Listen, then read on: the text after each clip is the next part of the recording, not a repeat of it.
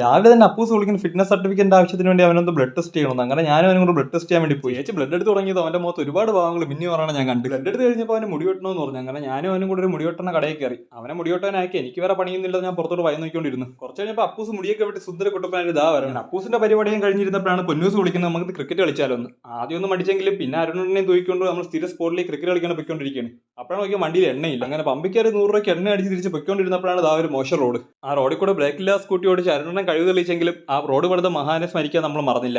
അങ്ങനെ വല്ല ജാതി നമ്മൾ കളിക്കുന്ന സ്ഥലത്തെത്തി. നമ്മളവിടെ എത്തിയപ്പോഴത്തേക്ക് അവന്മാരുടെ കളി തുടങ്ങിയിരുന്നു. സാധാരണ അവധി ദിവസം ഉണ്ടെങ്കിൽ ചേട്ടന്മാരും പയ്യന്മാരൊക്കെ ഇവിടെ കളിക്കാൻ വരണുണ്ട്. ഇന്നാരും വന്നില്ല, മഴയുണ്ടായിരിക്കാം. പൊന്നൂസിന്റെ ബാറ്റിങ്ങും ചാച്ചുവിന്റെ ബോളിംഗ് അവിടെ തകർത്ത് നടക്കുകയാണ്. അങ്ങനെ ചാച്ചുവിന്റെ ലാസ്റ്റ് ബോളിൽ പൊന്നൂസ് വിക്കറ്റ്. അങ്ങനെ അനന്തര ടീം ജയിക്കുകയും ചെയ്തു, പൊന്നൂസിന്റെ ടീം തോക്കുകയും ചെയ്തു. അങ്ങനെ രണ്ടാമത്തെ കളി സ്റ്റാർട്ട് ചെയ്തു. അനന്തര ഫസ്റ്റ് ബോൾ വൈഡായിരുന്നെങ്കിൽ സെക്കൻഡ് ബോൾ ഉണ്ണിക്കുട്ടി അടിച്ച് കാട്ടിക്കളഞ്ഞു. അങ്ങനെ ഞാൻ കയറി തപ്പി ഭാഗ്യത്തിന് ബോൾ കിട്ടി. ആ ബോൾ എടുത്ത് നമ്മൾ വീണ്ടും കളി തുടർന്നു.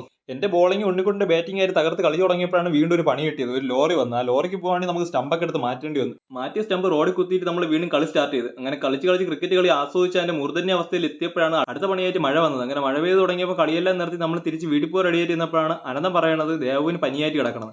എന്നിട്ട് നമ്മൾ ദേവുവിനെ കാണാൻ ദേവന്റെ വീട്ടിലേക്ക് പോയി. അവിടെ ചെന്നപ്പോൾ ദേവത ഫ്രണ്ട് കസേരയിരിക്കും. അവിടെ കുറച്ചേരം സംസാരിച്ചൊക്കെ ഇരുന്നിട്ട് നമ്മളിതാ തിരിച്ച് നമ്മളെ വീട്ടിലേക്ക് വന്നുകൊണ്ടിരിക്കുകയാണ്. അപ്പോൾ അടുത്ത വീഡിയോ കാണാം.